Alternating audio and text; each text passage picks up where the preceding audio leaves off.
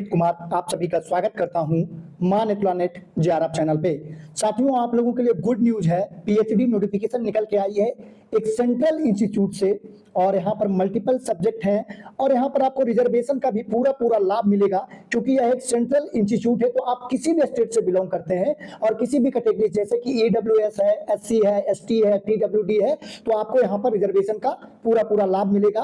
और फेलोशिप जो है यहाँ पे 60,000 प्रति माह मिल रहा है, जो कि भारत में अभी कहीं भी नहीं मिल रहा है। जेआरएफ में आपको 40,000 मिलता है फेलोशिप, लेकिन यहाँ पे 60,000 पर मंथ मिलेगा।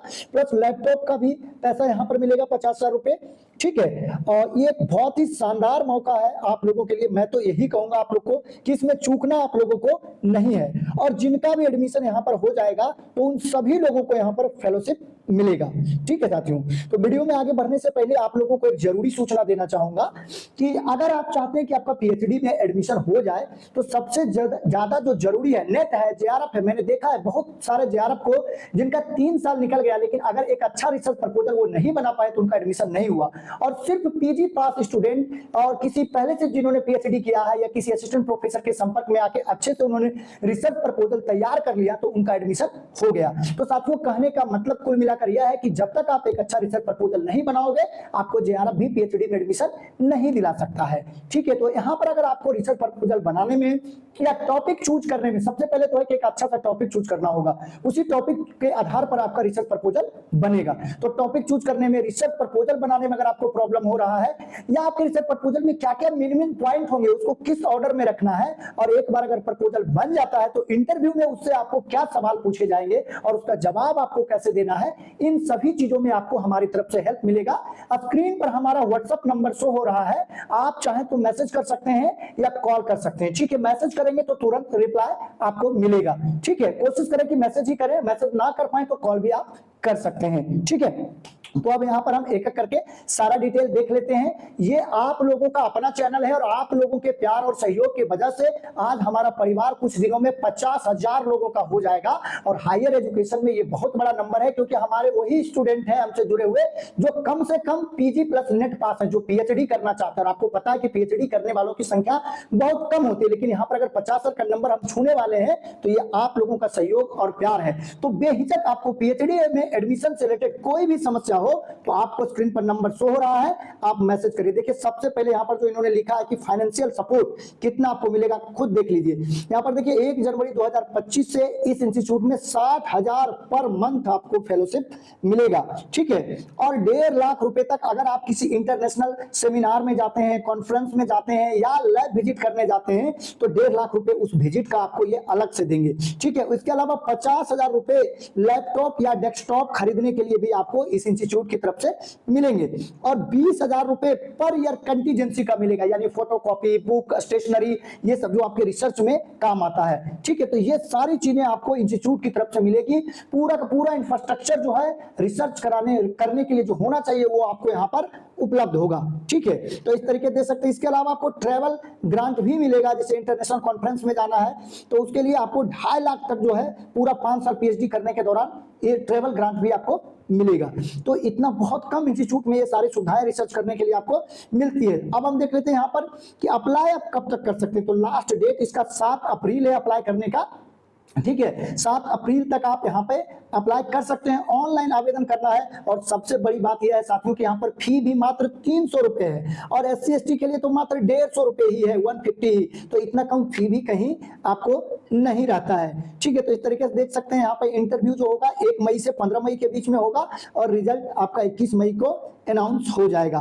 ठीक है, तो और यहाँ पर देख लेते हैं। देखिए आप यहाँ पर रिसर्च एरिया क्या है, मतलब आप समझिए कि सब्जेक्ट कौन कौन से हैं। तो सबसे ज्यादा जो स्टूडेंट हमसे जुड़े हुए हैं वो ह्यूमैनिटीज बैकग्राउंड के हैं। ठीक है, आर्ट्स वाले ज्यादा जुड़े हुए हैं। तो यहाँ पर देख सकते हैं कि इकोनॉमिक्स में भी ये सारे टॉपिक पे आप कर सकते हैं। Digital health, health education, health literacy, यानी जिनके पास एजुकेशन सब्जेक्ट है वो भी कर सकते हैं।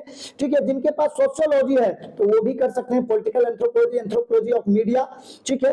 उसके बाद अर्बन पॉलिटिक्स में कर सकते हैं, पॉलिटिकल साइंस वाले भी यहाँ पे अप्लाई कर सकते हैं, urban theory, politics and technology में आप कर सकते हैं। सोशियोलॉजी वाले यहाँ पे अलग अलग देखिए, जेंडर है, फेमटेक है, न्यू रिप्रोडक्टिव है, तो इन सब एरिया में चाहे आप किसी भी विषय से हो, किसी भी सब्जेक्ट से आपने पीजी किया है, पीजी में आपका 55% मार्क्स होना चाहिए। और ये जो जितना आप देख रहे हैं, अगर इससे रिलेटेड आप कोई टॉपिक इन सभी एरिया से रिलेटेड बना लेते हैं अपने विषय को जोड़ के, तो यहाँ पे आवेदन कर सकते हैं। इसके अलावा देखिए, जो जिनका कंप्यूटेशनल बायोलॉजी में रुचि है वो कर सकते हैं, कंप्यूटर साइंस यानी जो एमसीए या बीटेक किया है वो लोग अप्लाई कर सकते हैं, इलेक्ट्रिक इंजीनियरिंग जिन्होंने बीटेक किया है वो कर सकते हैं, मैथमेटिक्स एमएससी जिसने किया है वो लोग यहाँ पर अप्लाई कर सकते हैं, ठीक है। फिलॉसफी वाले भी सोशल साइंस में अप्लाई कर सकते हैं, सोशल साइंस एंड ह्यूमैनिटीज में, ठीक है। कम्युनिकेशन, गवर्नेंस, पॉलिटिक्स, मतलब कि अगर इन सब से रिलेटेड आपका अगर टॉपिक बन जाता है रिसर्च प्रपोजल, तो आप यहाँ पे आवेदन कर सकते हैं। मिनिमम 55% मार्क्स चाहिए। देखिए यहाँ पर साफ साफ लिख रखा है कि कौन कौन लोग एलिजिबल हैं, ठीक है। तो साइंस का ना देख के हम सबसे पहले ह्यूमैनिटीज का ही देखते हैं, क्योंकि ज्यादातर लोग जो है ह्यूमैनिटीज के ही जुड़े हुए हैं, ठीक है। तो यहाँ पर देखिए क्या चाहिए कि एमए या एमफिल सोशल साइंस या ह्यूमैनिटीज किसी भी विषय में आपका होना चाहिए, मीडिया कम्युनिकेशन, और कितना होना चाहिए 55% मार्क्स, यानी किसी भी विषय से अगर एमए और एमफिल आप कर लेते हैं और जो जो एरिया यहाँ पर बताया गया उस एरिया से रिलेटेड आप रिसर्च टॉपिक चूज करते हैं, तो यहाँ पे आप आवेदन कर पाएंगे। 55% आपका मार्क्स होना चाहिए। जिनका सीजीपीए वाला पीजी है उनका 7 सीजीपीए होना चाहिए, यानी 70% होना चाहिए, ठीक है। तो अब आप समझ गए होंगे कि कौन कौन लोग यहाँ पर एलिजिबल है, ठीक है। इसके अलावा और यहाँ पर देख लेते हैं कि क्या क्या यहाँ पर प्रोसेस है। तो अब फीस मैंने आपको बता ही दिया कि SC/ST को 150 रुपए है और अदर कैंडिडेट को यहाँ पर 300 रुपए फीस लगेगा। और यहाँ पर देखिए जो है और लॉग इन का जो लिंक है यहीं पे क्लिक करिएगा तो यहीं से आप अप्लाई भी कर पाएंगे, ठीक है। और इसके अलावा इसमें एक शर्त इन्होंने और जोड़ रखा कि अगर आपके पास कोई मतलब कि नेट होना चाहिए, ठीक है, JRF होना चाहिए या गेट होना चाहिए, मतलब अगर आपका कम से कम यहाँ पे अप्लाई करने के लिए नेट भी जरूरी है और पीजी में 55% मार्क्स जरूरी है। नेट, CSR नेट या गेट, इन तीनों में से कोई एक हो तो आप आवेदन कर पाएंगे। यहाँ पर भी क्लिक करेंगे तो आवेदन कर पाएंगे, यहाँ पर भी क्लिक करेंगे तो आवेदन करने का लिंक आपका यहाँ पे ओपन हो जाएगा। देखिए अब यहाँ पर कुछ क्वेश्चन है कि how many seats are there for PhD admission this year. तो यहाँ पर देखिए इन्होंने लिख रखा है कि कोई भी फिक्स नंबर ऑफ सीट नहीं है। अगर अच्छा प्रपोजल के साथ, अच्छा टॉपिक के साथ आते हैं तो जितना होगा उतना स्टूडेंट को ये एडमिट कर सकते हैं। ये डिपेंड करता है आपका एप्लीकेशन के क्वालिटी पे, यानी JRF वाले को ज्यादा लेंगे, नेट वाले, यहाँ पर देखिए नेट हो चाहे JRF हो, आपको पैसा 60,000 ही पर मंथ मिलेगा। ऐसा नहीं कि JRF वाले को 40,000 मिलेगा या नेट वाले को नहीं मिलेगा। किसी भी नेट है आवेदन कर सकते हैं, JRF है आवेदन कर सकते हैं, गेट है आवेदन कर सकते हैं, फेलोशिप 60,000 मिलेगा यहाँ पे, ठीक है। इसके अलावा और बहुत सारी चीजें जो कि मैंने आपको पहले डिस्कस करी है, ठीक है। यहाँ पर देखिए पूछ रहा है कि क्या यहाँ पे रिटन टेस्ट और इंटरव्यू होगा। अगर हम एलिजिबल है तो बिल्कुल यहाँ पर लिखा हुआ कि एक ही दिन आपका रिटन टेस्ट और इंटरव्यू दोनों हो जाएगा, अगर आपको इंटरव्यू के लिए कॉल आता है तो, ठीक है। नेक्स्ट स्टेप जैसा ये सोचेंगे, अगर रिटन की आवश्यकता होगी तो रिटन भी ले लेंगे और इंटरव्यू की आवश्यकता होगी तो ये डिपार्टमेंट के फैकल्टी के निर्णय पे है, ऐसा इन्होंने यहाँ पर लिख रखा है, ठीक है। इसके अलावा अगर किसी का सवाल इस तरीके से कि अगर मैं फाइनल सेमेस्टर में हूं तो क्या मैं अप्लाई कर सकता हूं, तो बिल्कुल आप अप्लाई कर सकते हैं, लेकिन जब इसका मतलब कि आपको कुछ समय देंगे और फाइनल जब रजिस्ट्रेशन होगा तब तक में आपको क्वालिफाइंग एग्जामिनेशन का फाइनल पासिंग मार्कशीट आपको वहां पर जमा करना होगा। अब यहाँ पर पूछ रहा है कि हम रिसर्च एरिया कैसे चूज करें, या एक बार जो हमने एडमिशन के टाइम रिसर्च एरिया चूज किया क्या उसको चेंज कर सकते हैं। तो मैं तो बराबर छात्रों को बताता हूं कि साथियों, इंटरव्यू के दौरान जो आप रिसर्च एरिया चुनते हैं, जो टॉपिक चुनते हैं, वो फाइनल नहीं होता है, बाद में उसमें बदलाव भी कर सकते हैं, ठीक है। तो यहाँ पर भी देखिए साफ साफ लिखा है कि you can change your area any time during your PhD। अच्छे संस्थान और अच्छे इंस्टीट्यूट की यही पहचान होती है। तो ये जो निकल के आया है ये IIT दिल्ली से निकल के आया है, ठीक है।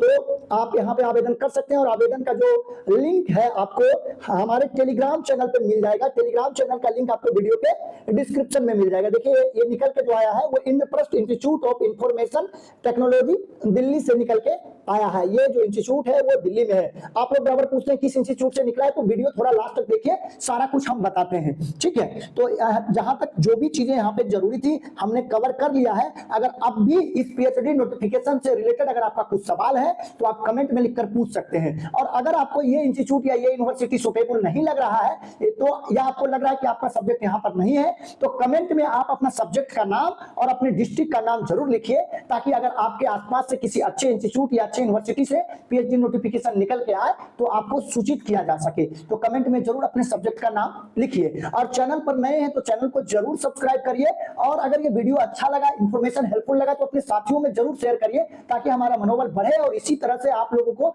पीएचडी एडमिशन नोटिफिकेशन के बारे में ही ना बताते हैं, आपके एडमिशन से लेके एप्लीकेशन से लेके एडमिशन तक हम आपके साथ हैं।